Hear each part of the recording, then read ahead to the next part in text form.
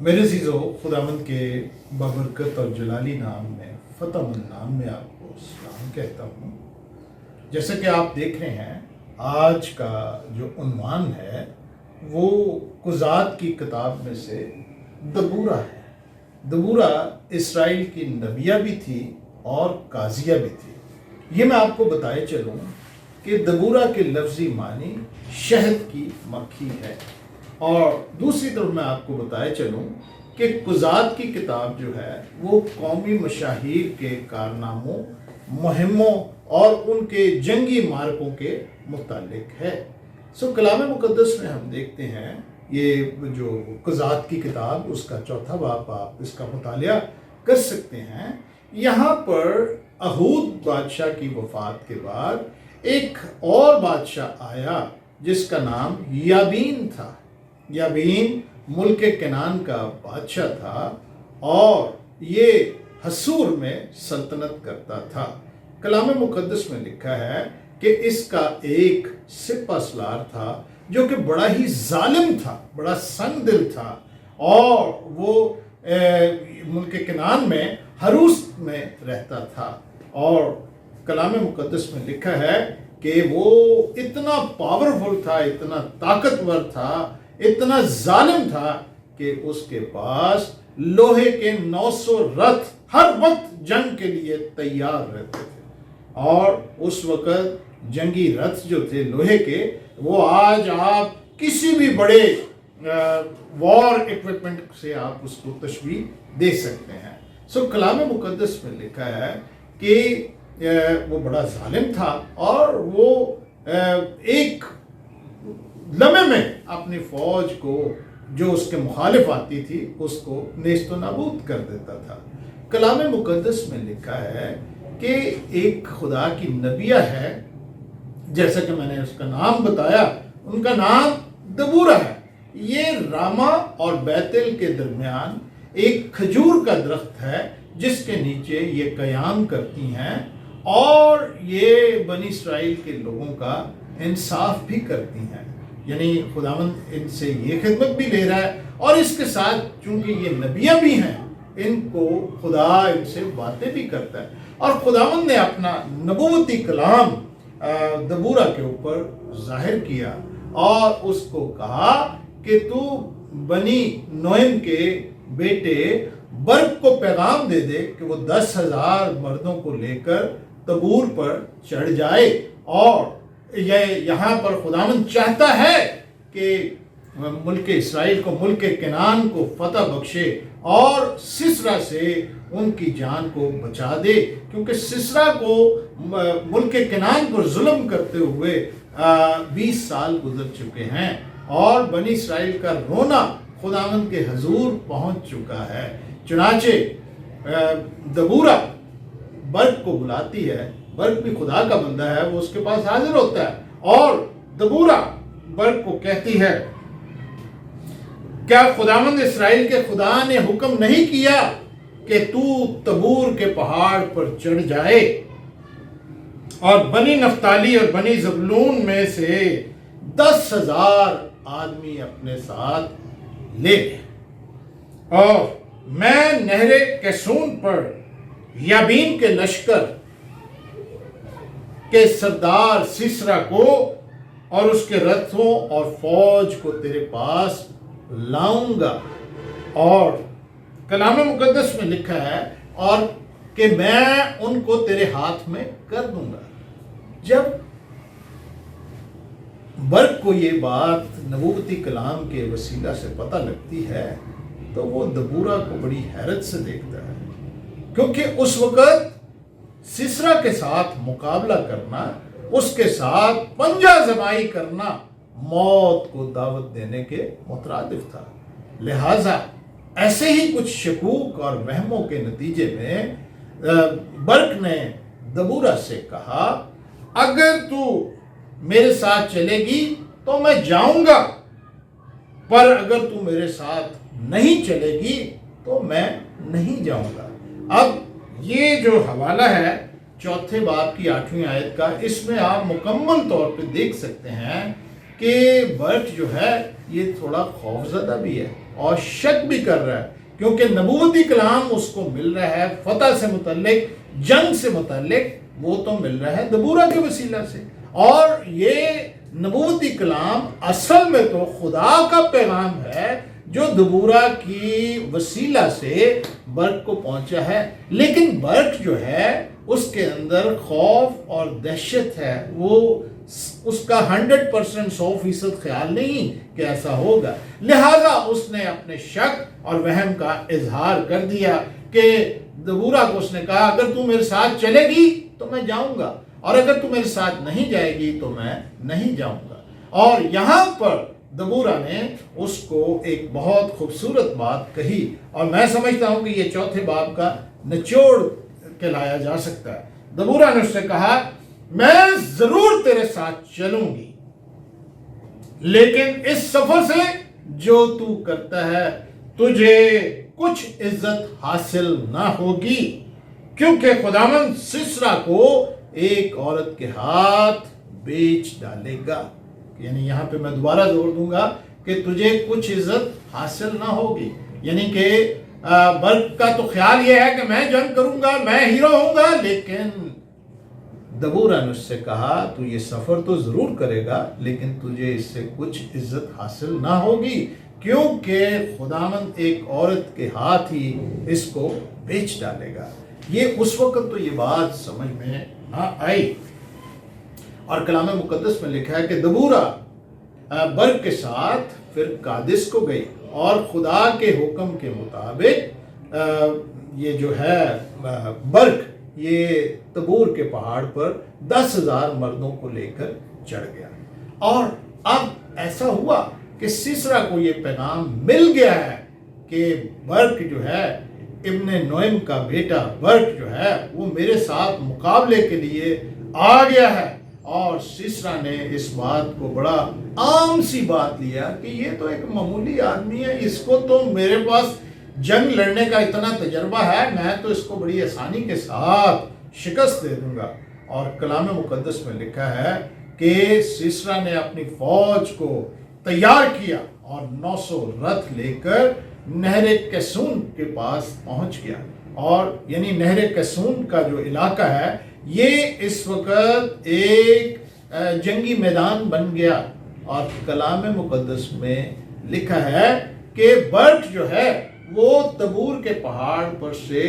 اپنی فوجوں کو لے کر اترا، اور ایسا ہوا کہ وہاں پر بارش ہو گئی،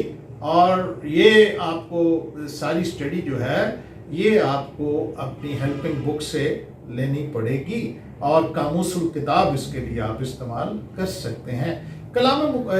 قاموس الکتاب میں لکھا ہے کہ نہر کیس پر بارش ہوئی، اور وہ جتنا علاقہ تھا وہ سارا دلدل بن گیا، یعنی پانی مٹی مکس ہو گئی، کیچڑ ہو گیا، دلدل بن گئی، اور سسرا کا 900 رتھ جو تھے جو لوہے کے ساتھ بنے ہوئے تھے وہ اس کیچڑ میں، اس دلدل میں وہ دھنس گئے، اور وہ 900 رتھ جن پر وہ غرور کرتا تھا، اپنی فتح کے لیے ان کو بڑا ضروری خیال کرتا تھا، وہ پانی میں، مٹی میں، دلدل میں وہ دھنس گئے اور وہ بالکل نکارہ ہو گئے۔ اور کلام مقدس میں لکھا ہے کہ یہ برق جو ہے تبور کے پہاڑ سے جب نیچے اتر آیا، تو جیسا کہ آپ یہ حوالہ دیکھ سکتے ہیں قضات کی کتاب اس کا 4واں باب اس کی 14ویں آیت، اس میں لکھا ہے تب دبورہ نے برق سے کہا کہ اٹھ، کیونکہ یہی وہ دن ہے جس میں خداوند نے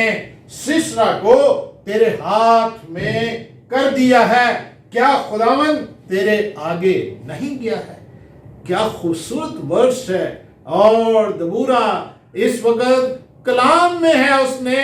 خدا کا کلام بھی اس کو یاد دلا دیا ہے، کیا خداوند تیرے آگے نہیں گیا ہے۔ اور یہ برق کے لیے ایک بڑی طاقت والی بات تھی کہ ایک نبیہ نے، ایک قاضیہ نے اس کو خدا کی طرف سے حوصلہ دے دیا ہے، کیا خداوند تیرے آگے نہیں گیا ہے۔ اور اب یہ جنگ ہوئی، اس میدان جنگ میں یعنی نہر کیسون کا علاقہ، یہاں پر جنگ ہوئی اور سسرا کو شکست فاش ہوئی، اور خدا کے بندہ برق نے سسرا اور اس کی فوج کو بڑی بری طرح مارا۔ اب حالات یہ ہیں کہ سسرا جو ہے وہ بڑا ڈر گیا، بڑا خوف زدہ ہے، اور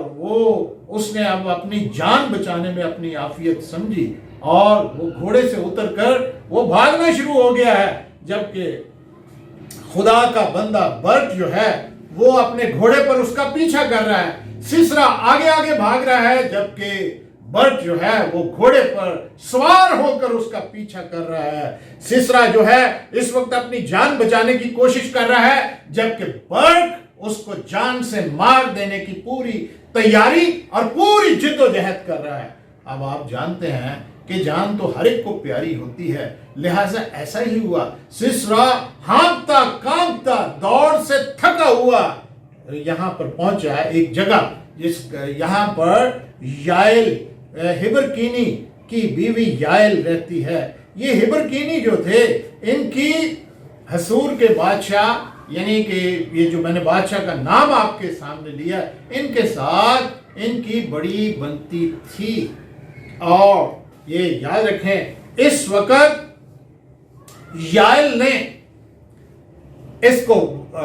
سسرا کو جو بھاگ رہا ہے، جو میدان جنگ سے جس نے فرار حاصل کیا ہے، اس کو اس نے بڑی خوش آمدید کہا، اس کو ویلکم کہا، اس نے کہا آجا میرے گھر میں آجا، پناہ لے لے۔ یعنی یوں لگتا ہے جس طرح خدا کی طرف سے اس عورت کو، یائل کو مکمل آگاہی ہو گئی تھی کہ میں نے اس کو پناہ بھی دینی ہے۔ اور آگے ایک جو واقعہ پیش آیا وہ بڑا حیران کن ہے، یہ عقلوں کو دنگ کر دیتا ہے۔ یائل نے سسرا کو اپنے گھر میں زمین پر، لازمی بات ہے بستر ہوگا وہاں، لٹا دیا، اور اس کو کہا تو بالکل بے خوف ہو جا، کسی بات کی کوئی ٹینشن نہ لے، کوئی فکر نہ کر۔ اور سسرا نے اس وقت ڈرا ہوا، لکھا ہے کہ سسرا اتنا خوف زدہ ہے، اتنا ڈرا ہوا ہے کہ اس نے یائل کو کہا کہ تو ڈیرے کے دروازے پر کھڑی رہ، اور اگر کوئی میرا پوچھتا ہوا آ جائے تو اس کو کہنا کہ وہ یہاں پر نہیں ہے۔ اور اس کو بڑی شدت کی پیاس لگی تھی، اس نے اس خاتون سے، یائل سے کہا کہ مجھے پانی پلا دے۔ یائل نے اسی وقت دودھ کا مشکیزہ کھولا اور اس میں سے اس کو پانی ڈال کر اس کو دیا، اور اس کو کہا کہ تو آرام کر لے، اور اس کو بڑی اچھی طرح سے اس نے اس کو اکاموڈیٹ کیا، اور وہ بستر پر زمین پر لیٹ گیا، اور اس نے اس کے اوپر کمبل اڑا دیا، اور جب وہ گہری نیند میں چلا گیا، تھکا ہوا تھا، بڑی جنگ کر کے وہ بہت تھکا تھا، بھاگا بھی ہوا تھا، خوف بھی تھا، اس کے نروس پریشر سارا تھا، اس کی نروس کھچی ہوئی تھی، اور وہ لیٹتے ہی تھوڑی دیر بعد وہ سو گیا۔ اب یائل نے اپنا کام شروع کیا، اس نے ایک بڑی میخ لی، جو میخ آپ سمجھ سکتے ہیں، ایک لمبا کیل، جو جس سے میرے خیال میں جس سے شامیانے جو ہیں وہ بھی گاڑے جاتے ہیں، یہ لوہے کی ایک بہت بڑی میخ ہے، اور اس نے میخ چو لیا، اور جب وہ کروٹ کے بل لیٹا تھا، اس نے اس کی کن پٹی پر وہ میخ رکھ کر میخ چو کے ساتھ اس نے زور سے زنگ لگائی، اور وہ میخ اس کی کھوپڑی کو پار کرتی ہوئی زمین میں دھنس گئی، اور وہ تھوڑی ہی دیر میں سسرا جو تھا وہ جان کی بازی ہار گیا۔ اور اب دوسری طرف یہ سین ہے کہ برق جو ہے سسرا کا پیچھا کرتا کرتا اس گھر میں پہنچا جو یائل کا گھر ہے۔ اس نے کہا کیا یہاں پر سسرا آیا ہے؟ یائل نے اس کو جواب دیا ہاں سسرا یہاں پر ہے، لیکن وہ بے ہوش ہو کر مر گیا ہے، اور وہ اس کو لے کر آئی، اور برق نے اس کو